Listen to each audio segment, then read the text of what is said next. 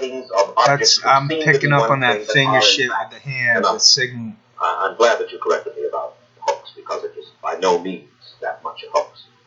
But you mentioned that Dr. Donald Menzel. Look at Mike Wallace shilling UFO crap. I think you will agree that he's one of the world's most distinguished astrophysicists. Is that not so?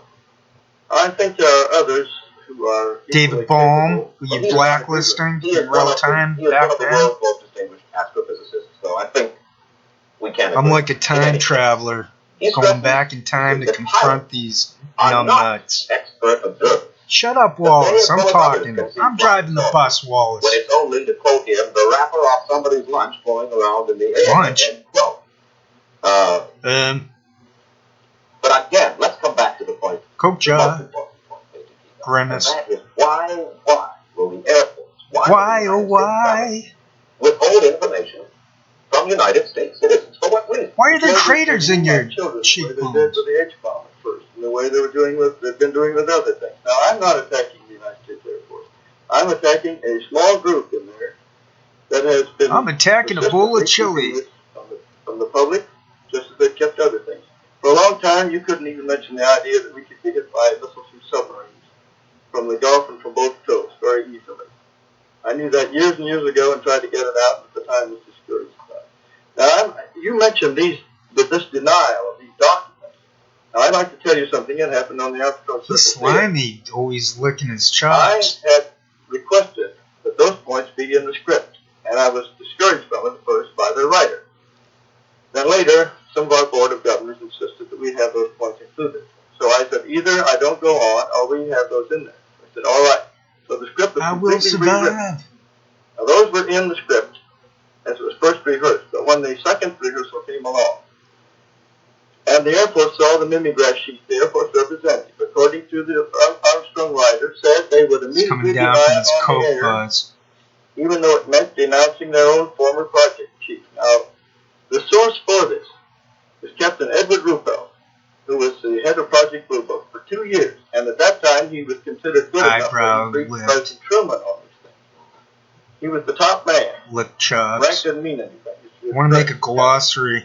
All right. He said Flaring nostrils. Existed. He put it in the book, which was cleared by Security and Review in the Air Force. On December 5th, 1955, that was cleared. H.A. has an incision cut in his inner eye. Sometimes he crunches his eye, this H.A. Goodman guy. From the script of the Armstrong Theater, which was deleted. This was crossed off. The great thing, I gotta turn these guys down for a second. On the air. Now that was it. The great thing about figuring out that these people have face issues is then you know, and you don't have to worry about you're saying things because you're not. It's going on every day for them. I just don't trust people who end up with that happening. If there's an explanation for it, then I'm wrong and I take it back. That guy Dudley Moore, they made him out to be a drunk, but he had some condition that mimicked making him look like a drunk when he wasn't. I'm looking at this guy right here, Kehoe, and I think he was on some type of drugs, and that's how these people end up in these demented situations. Gunderson looked like a cocaine addict. He had total jaw shifting going on. These people are demented. No one chooses a crazy type of life without being an asshole, a keyhole. You were in Washington that I couldn't mention the names because they were too high. One of them was a top scientist in this country whose name would be known to everybody. Well, why wouldn't he want his... Because he's afraid of the official ridicule. He's afraid of official ridicule? That's right. More afraid of official ridicule than of possibly alerting the country to a serious national danger? You'd be surprised how many people give us reports and they say, please keep my name confidential. Well, I'll give you one report which came to us.